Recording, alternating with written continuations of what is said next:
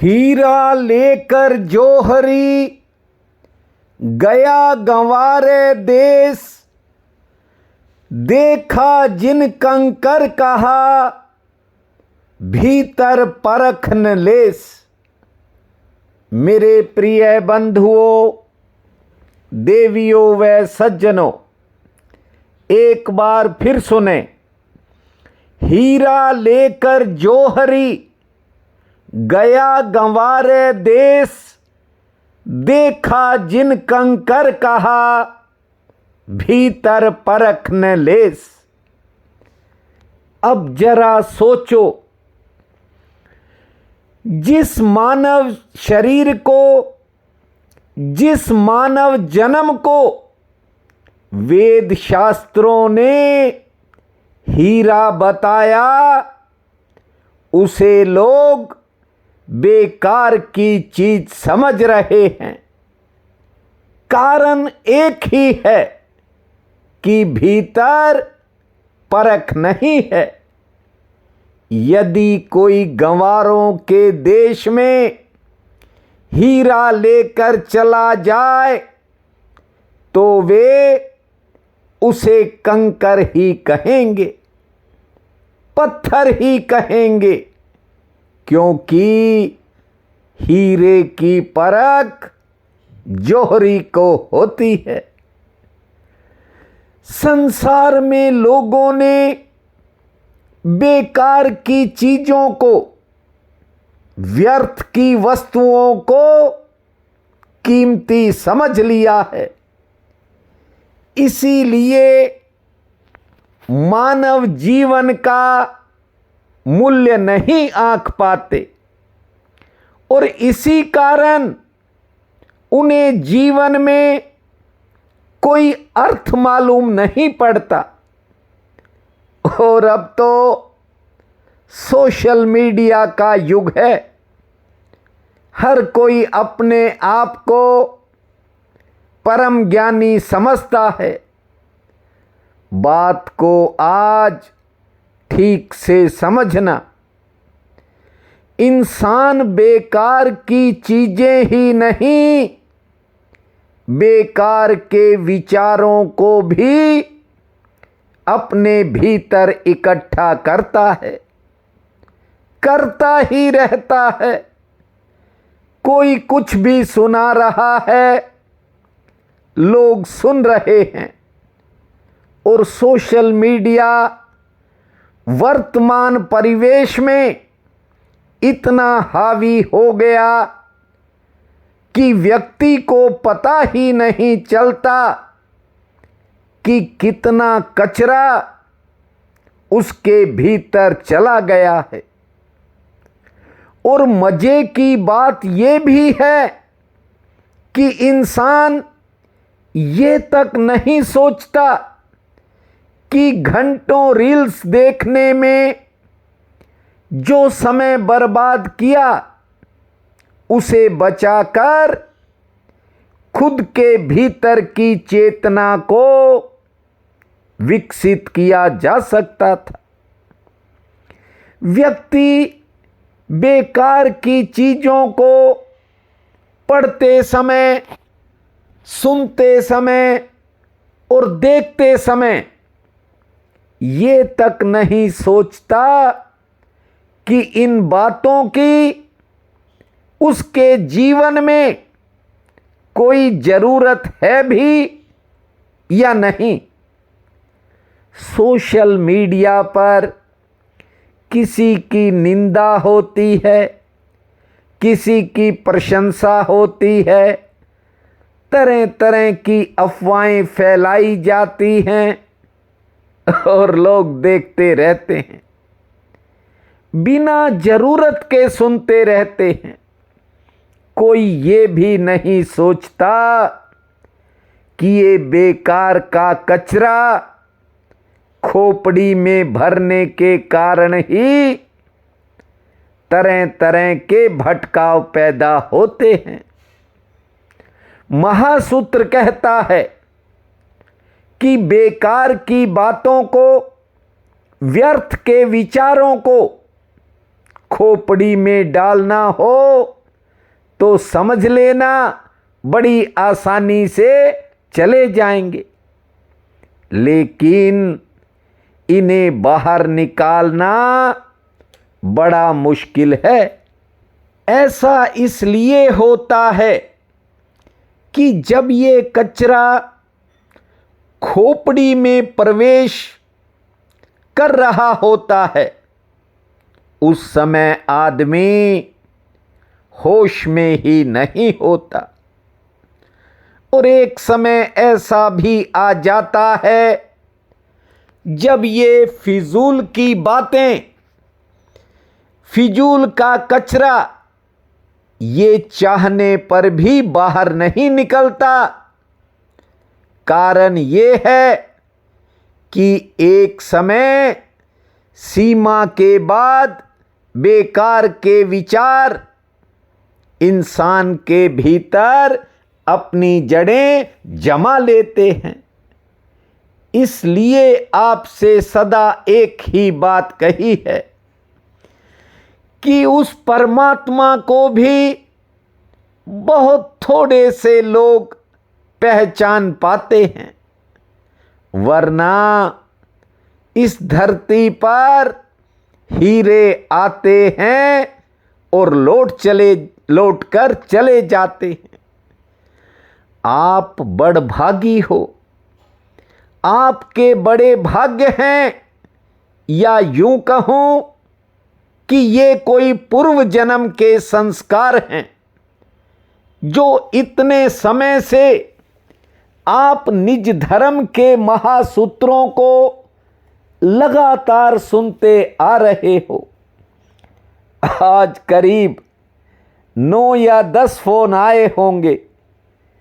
बहन भाई कहते हैं हमें भी वीडियो कॉल पर भूमा के दर्शन करवा दो। आज एक भाई तो ये कह रहा था कि आपने रूपाली गौशाल को दिखाया, मुझे क्यों नहीं दिखाया। मैंने उससे कहा कि शायद रूपाली ठाकुर की पात्र थी, पात्र बनना पड़ता है तभी परमात्मा बरसता है। कल भी आपको कहा था कि श्रद्धा बड़ी चीज है। आज आपको एक छोटी सी कहानी सुना रहा हूं।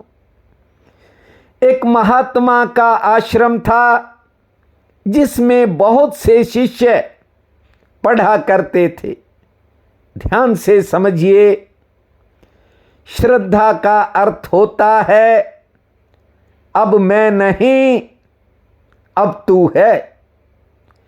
श्रद्धा का अर्थ है अब जो तू कहेगा वो हम करेंगे। इसलिए आज आपको एक अद्भुत कहानी सुना रहा हूं। उस महात्मा के आश्रम में यूं तो न जाने कितने शिष्य आते थे, लेकिन एक ऐसा शिष्य आया, जानते हो, बड़ा ही सीधा, बड़ा ही सरल था, और गुरु ने उसे अपने करीब ले लिया। लेकिन आश्रम में जो दूसरे शिष्य थे उनके मन में ईर्ष्या पैदा हो गई, कहीं ये गुरु का उत्तराधिकारी ना हो जाए। इसलिए शिष्यों की एक मंडली उसके रास्ते में अड़चन डालती रहती थी, उस भोले भाले शिष्य को परेशान करती थी। और एक दिन तो पहाड़ पर गए हुए थे, किसी एक शिष्य ने कह दिया कि गुरु ने कहा है कि तुम इस पहाड़ से कूद जाओ। जानते हो, वो शिष्य पहाड़ से कूद गया। अब बाकी जब नीचे पहुंचे उसे देखने के लिए, क्योंकि बड़ी भयंकर खाई थी और बचने का तो अब कोई उपाय ही नहीं था। जानते हो, जिस समय शिष्य नीचे उस खाई में पहुंचे तो देखा कि वो तो एक वृक्ष के नीचे बैठा हुआ है, परमात्मा का ध्यान कर रहा है। फिर उन्होंने सोचा शायद किसी संयोग से बच गया होगा। जानते हो, कुछ समय बीता, एक आश्रम की कुटिया में आग लग गई और उन्होंने उससे कहा कि गुरुजी ने कहा है तू इसके भीतर कूद जा।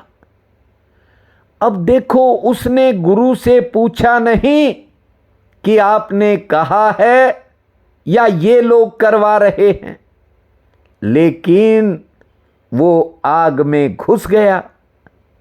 उसका वस्त्र तक नहीं जला, शरीर पर आग का पहुंचना तो दूर की बात थी।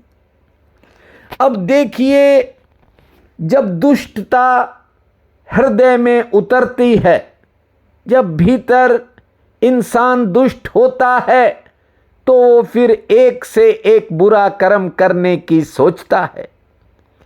गुरु की गद्दी का अधिकारी वो सीधा साधा बच्चा ना हो जाए, इसलिए शिष्य उसे बहकाकर एक नदी पर ले गए और कहा, गुरु ने कहा है नदी में कूद जाओ। अब उसमें तो अटूट श्रद्धा थी। उसने एक बार भी नहीं सोचा कि जीवन जा सकता है। लेकिन जानते हो, वो जब पानी में कूदा तो पानी पर चलने लग गया। जरा सोचो, पहाड़ से कूदकर बच गया, आग में बच गया और अपने पैरों से उसने नदी पार कर ली चल करके। कहते हैं ये बात जब गुरु के पास पहुंची, हालांकि गुरु को अभी ज्ञान उपलब्ध नहीं हुआ था, ये अलग बात है। वो सच्चरित्र था, उसका आचरण ठीक था, उसने योग साधन किए थे। ये बातें अलग हैं, पहुंचना अलग है। मुझे वर्षों से, सालों साल हो गए गुरुजी सुनते, चलो यहाँ तक भी कोई बात नहीं थी। कमेंट्स में लोग कहने लगे कि आप तो किसी और लोक के आदमी हो। मुझे बहुत बड़ी बड़ी बातें जब देखने को मिली, मैंने कमेंट बॉक्स ही बंद करवा दिया। जहां भ्रम पैदा किसी बात का हो, उस चीज से परे हट जाना चाहिए। ध्यान से बात को समझिए। शिष्यों ने गुरु से कहा कि ये तो पानी पर चल गया। गुरु को बड़ी हैरानी हुई और एक दिन सब नाव पर सवार होकर जा रहे थे। शिष्यों ने गुरु से कहा, आप भी पानी पर चल पड़ें। उसने कहा, इसमें क्या कठिनाई है।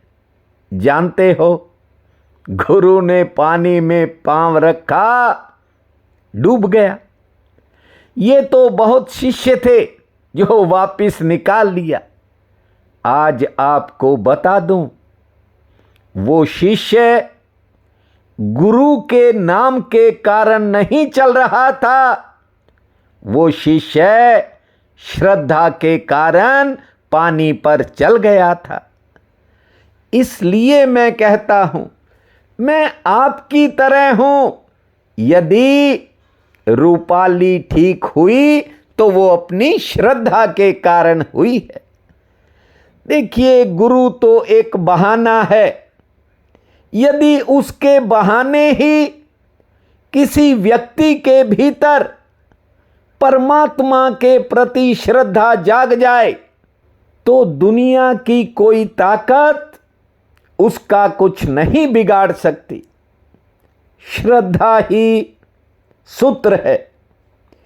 आज्ञा का अर्थ है कि तुम उसे पालन करो, ना कि तुम्हारी बुद्धि कहे या अपने हिसाब किताब लगाने बैठ जाओ। जिस समय आज्ञा हो बुद्धि से कह दो तू किनारे हट जा, भूमा की सुनूंगा। महासूत्र कहता है, ध्यान से सुने बात को, जैसे ही गुरु को सुनने की क्षमता बढ़ती है वैसे ही गुरु के सामने झुकने की क्षमता भी बढ़ जाती है। बात पर ध्यान देना, जब गुरु का हाथ सिर पर आ जाता है उस दिन ये बुद्धि सिर से उतर जाती है और उस दिन आपका विवेक जागने लगता है। कबीर साहब कह गए हैं, गुरु को सिर पर राखिए चलिए आज्ञा माही, कहे कबीरता दास को तीन लोक डर नाही। आज ज्येष्ठ कृष्ण पक्ष की द्वितीया है। बहुत बड़ा पुण्य काल रहेगा। उठते ही धरती माँ को प्रणाम करना, 4 बार लंबी श्वास छोड़ना, 40 बार ताली बजाना, 2 मिनट शांत बैठने के बाद खुले आसमान को निहारना, सूर्य नारायण को मीठा जल अर्पित करना, 2 रोटी पुण्य में लगाना, किसी तरल पदार्थ का दान करना। तरल पदार्थ से मतलब भले आप जल का दान करें, दूध का दान करें और भले आप लिम्का दें, तरल पदार्थ का दान करना है। और संध्या के समय श्री हरि के चरणों में एक ज्योत जलानी है। भूमा भास्कर पूरी आस्कर, इस महामंत्र को जपना, समय आपका मंगलमय रहेगा। प्रिय बंधुओं व मातृदेवी शक्तियों, आज 3 मई दिन रविवार है। आप सबको मेरा नमस्कार है। आज का राशि फल इस प्रकार है। मेष, आज किसी दूसरे के काम में आपकी थोड़ी व्यस्तता बढ़ सकती है, लेकिन आज आपको लेन देन के कामों में थोड़ी राहत मिलेगी। यात्रा पर विचार होगा, कोई नया समाचार मिलेगा और कुछ नए खर्चों से सामना भी हो सकता है। वृषभ, आज संतान से कहा सुनी के संकेत हैं। धैर्य से काम लें। कोई पुराना काम बनने का भी योग है। घरेलू मोर्चे पर कोई परेशानी या बाधा सामने आ सकती है। धैर्य से काम लेना। किसी महत्वपूर्ण काम में आज सफलता भी मिलेगी। मिथुन, आज किसी क्षेत्र में कोई आपको नया अवसर मिल सकता है और किसी बिगड़े काम में सुधार के भी संकेत हैं। थोड़ा समय तनावपूर्वक रह सकता है। कारोबारी सितारे जो हैं आज सामान्य हैं। सेहत पक्ष भी आज थोड़ा नरम है। कर्क, आज किसी पुरानी मेहनत से आपको फायदा मिलने का योग है। नए लोगों से संपर्क मिलेगा और भविष्य को लेकर मन में कोई नया विचार भी पैदा होगा। अचानक किसी बिगड़े काम में सुधार के भी संकेत हैं। सिंह, कार्य क्षेत्र में आज किसी काम को लेकर मन में दुविधा रह सकती है। कारोबारी सितारे सामान्य हैं। किसी साधन का लाभ मिलेगा। कुछ परिचित लोगों की बातें थोड़ा मन को परेशान करेंगी। कन्या, आज बीते समय की कोई बात या कोई निजी परेशानी मन को घेरेगी। सेहत पक्ष हालांकि आज सामान्य है। संतान संबंधी कामों में सफलता का योग है। रुके काम में गति आएगी। तुला, आज सेहत पक्ष थोड़ा नरम रह सकता है। थोड़ा उतार चढ़ाव रहेगा, लेकिन वैसे दिन ठीक है, भाग्यशाली है। कुछ नए लोगों से मुलाकात होगी। हाँ, खर्चों की थोड़ी चिंता बढ़ सकती है, लेकिन कुछ कामों में सफलता का रास्ता खुलेगा। वृश्चिक, कामकाज से जुड़ी कोई बाधा दूर हो सकती है। सामाजिक कार्यों में शामिल हो सकते हैं और दूसरे के कामों में भी थोड़ा व्यस्तता रहेगी।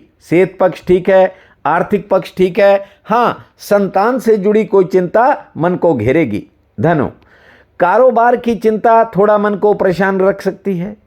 वैसे सेहत संबंधी दिन ठीक है, संतान संबंधी कामों में सफलता मिलेगी, घरेलू मोर्चे पर कुछ खर्च बढ़ सकते हैं। मकर, कार्य क्षेत्र को लेकर कोई नया आइडिया दिमाग में आने के योग हैं। कामकाज के लिए दिन सामान्य रहेगा, किसी जरूरी काम में इंतजार भी करना पड़ सकता है। सेहत आपकी ठीक रहेगी। हाँ, थोड़ा क्रोध को आज दूर रखें, अन्यथा किसी करीबी से मनमुटाव हो सकता है।